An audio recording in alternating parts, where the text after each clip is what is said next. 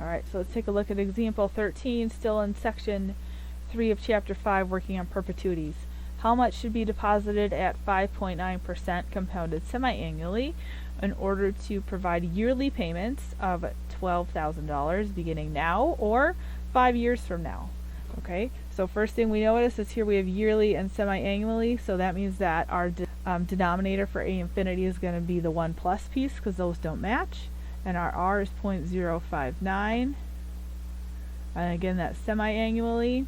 So that tells us that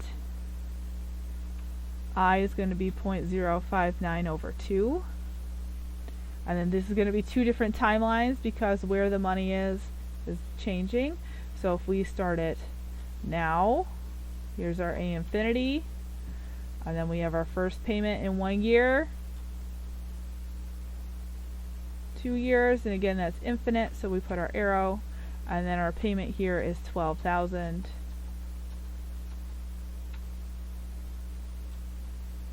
So here A infinity would just be 12,000 over 1 plus 0.059 over 2 minus 1. Okay, now we have to figure out what that exponent is.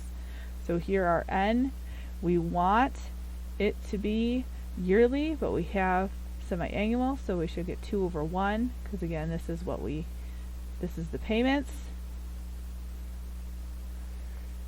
Okay, and then this is going to be our, because we make 2 a year, so we get 2, so this is our interest.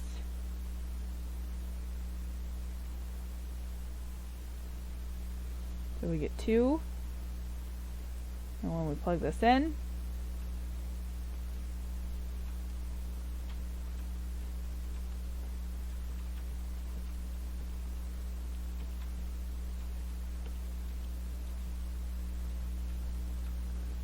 I'm going to use 2 sets of parentheses there, so we have to do 200,433 and 44 cents, rounding to the nearest penny.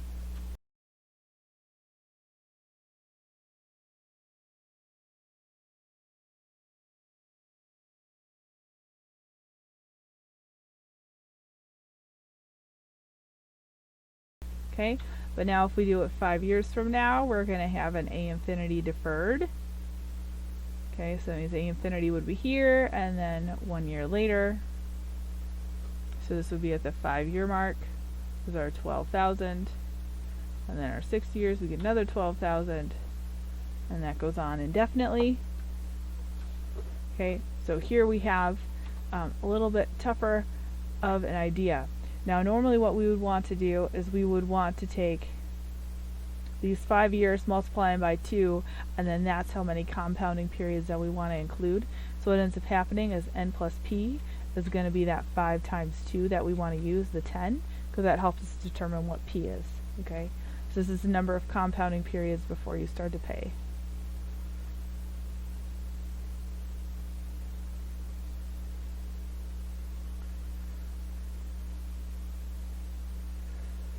For first payout of this endowment. Perpetuities can be used for endowments or scholarship funds, you know, or someone leaves you money when they pass away. So there's lots of different ways you can use this. This is how a lot of scholarships are set up. So if you look at your practice problems, that's how a lot of them are worded.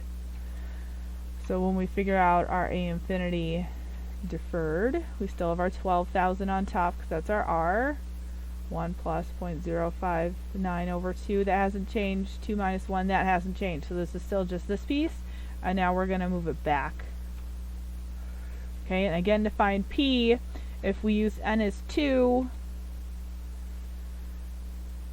okay, so 2 plus P equals 10, so that tells us that P has to be 8. So again, that's just one trick that you can do to kind of help you get there. So plugging this in is a little trickier. So your 12,000 divided by your denominator, 1 plus 0.059 over 2 to the 2 minus 1. And then we're going to multiply that by the same thing, 1 plus 0.059 over 2 to the negative 8.